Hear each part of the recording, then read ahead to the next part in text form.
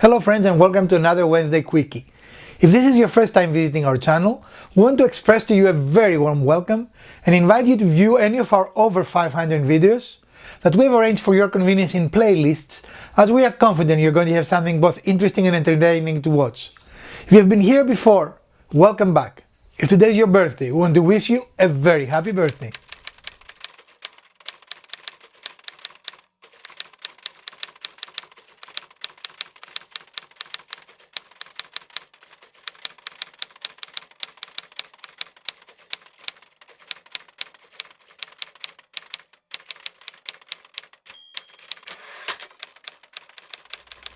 Today's episode will be a little bit of a blog talking about basic woodworking and some of the things that you do need in order to bring your game to the next level. And some of the things you do need actually you can build from scratch around your shop. So this is not going to be a costly thing, a costly enterprise, but today we're going to talk about jigs. Stick around. One of the jigs that I built recently and I have used in one of my projects is this box joint or finger joint jig, and allows you to make 3/8 joints for your projects. And I'm going to put a little link up here to show you how to make this jig. Now, this type of jig is very easy to do. As you can see, you only need a small piece of scrap to do it. So if you're a regular in our channel, you know that recently we switched our miter slide from what came originally to the saw to a more upgraded one. And I made the jig originally for the original one, the one that we had in the store, and you can see the holes here that I attached it. Of course, as expected, there are different connectors here, but there are still holes. So I'm going to attach this to our new one so I can use it again in the future. And this is a very important jig. Again, it costs you nothing to build, but it will allow you to make finger joints or box joints, which will bring your game to the next level, right? Now I'm working on another jig and we're not finished yet. This is this jig, and all it does, I only have to add this side piece, and you can see it creates a channel. Is that visible? Yeah. So what that does is really saddles your fence, and in my case it's a little difficult because I have screws here too, so I had to accommodate for those screws. But the dimensions, of course, will depend on your specific saw. And what this allows us to do once we're done, it will allow us to have pieces. Let's forget this is a jig for a moment, but we can clamp it here and we can make a lot of cuts. We can make dados, all kinds of things safely, right? Right, with a piece that is much taller than your wide is, right? Yeah, because this is taller than wide. So if I put it here, I don't have a way to secure it. I will have to have my hands very close to the blade. Not a good situation, right? Very unsafe. And if I try to hold it here, as you can see, I cannot hold it onto the fence. So a jig like this is very easy to build. And I can even put a clamp here and not even have my hands on it, right? Right. And could you make it taller than that if you wanted even like yes, but more once stability? you can, but the point here is the moment that you have something to hold that piece on securely, you're good, right? That could be much bigger. If you want to give me that piece, I will demonstrate. Okay. I mean, this is a much bigger piece, as you can see, but it will work equally. You see, you put a little clamp here, and you're there. You're safe. And that would be if you needed to make, cuts in the end of a piece versus across it, right? And this will make it safer. For example, if I wanted to make a dado here, it will be very hard to do it without a jig like this. We're talking about this area, right? So you said it saddles the fence, but it kind of straddles the fence. And once you put that other piece on, it's going to have a nice secure channel to. Right, and it will be, if you can imagine, I mean, can you see it now? Yeah. And all I have to do is to attach it with screws or brad nails or glue, you know. On something like that, I prefer glue and brad nails because the glue provides strength and prevents the material from bowing or doing anything else you don't want it. One of the keys, if you build this jig, this piece has to be as straight as it can. If this is bowed, like this piece is a little bowed, and that's what I initially tried to do. But as you can see, if this is bowed, and let's say you have a wider piece like this, it will play. You see how it plays because it's bowed? Yeah. So if that was my fence, then anything I put here would play as well. Right. So the only thing is this needs to be as straight a piece as you can find, right? And ideally it would be built using plywood, because plywood is dimensionally stable. One little tip, and I have not done it yet because I need to finish the construction, but I'm going to put on the end where the jig touches the saw, because it's metal, I'm going to put some metal thumbtacks, and that will provide a nicer surface for it to slide without getting caught.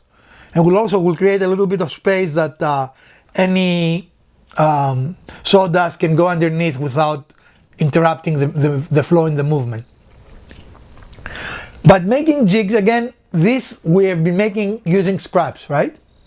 We also have another video, and if I find it I will put the link here, but if I don't find it, it is a simple jig to make, and that is a jig that allows you to make keyholes to hang your stuff on, right?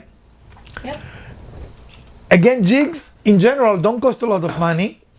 The other jig I'm going to be making, but I might make a video on that, is I'm going to make a so I'm going to build a sled, because I left my sled in back in Kansas, and a sled is one of the most useful tools. In fact, I've missed it not having it here when we have to cut boards like this that have to be cut in this orientation, right? Cross cut.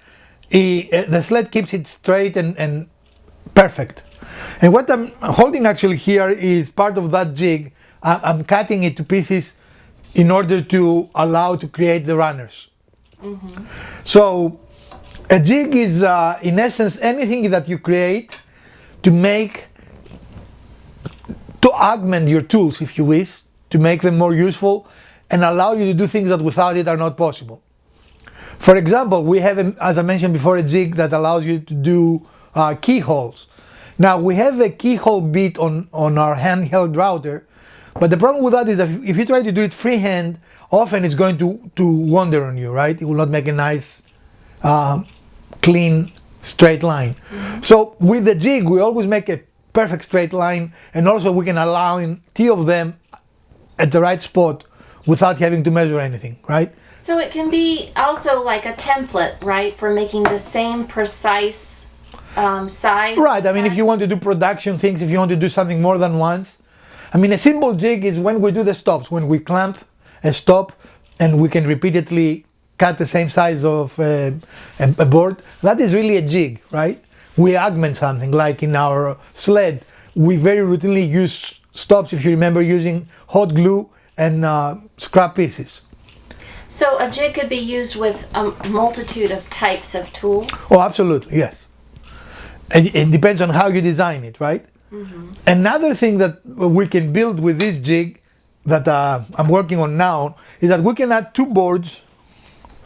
They will be on the same thickness, but so you can see, making a V. Oh, why are we V'ing? Because when you do that, you can actually create splines for corners. Like if I make 45-degree corners, it will be impossible to hold the corner to put it over the blade to put a spline in it, right? But if I add these pieces here, it can hold my frame. That will be 45, right? I don't know how easy that is, but we will build it and show you as well. And that way we can reinforce 45-degree angles with simple splines. Okay. Or even biscuits. So I think jigs are very important, and I wish I had gotten into them sooner in my woodworking. I have started using jigs, 2-3 years ago? But several years before then I wasn't using any jigs.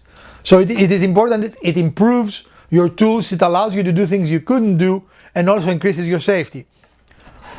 For example, making box joints by hand without this jig will result in many inaccurate joints, right? With this jig, once you set it correctly, it is always accurate. It's always right on. Make sense? Yep. So if we want to consider that woodworking 101 or lessons in woodworking video or whatever we want to call it, jigs are very important. Buy your tools and make good jigs, right?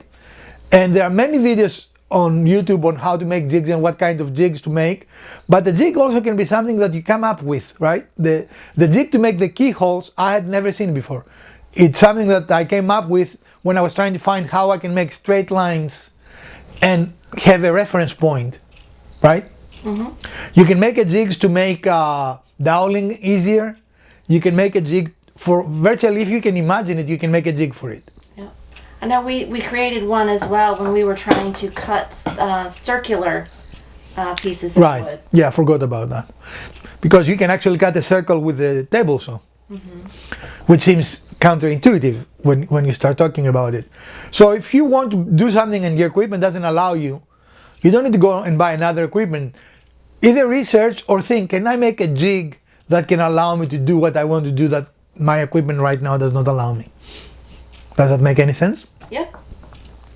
Alright, so jigs, make them, do them. I have several in this channel. I might create... Are you going to give them a headache? I'm doing a jig. You're going to give them a headache. I will try to create a playlist with all the jigs we've made in this channel so you can see them.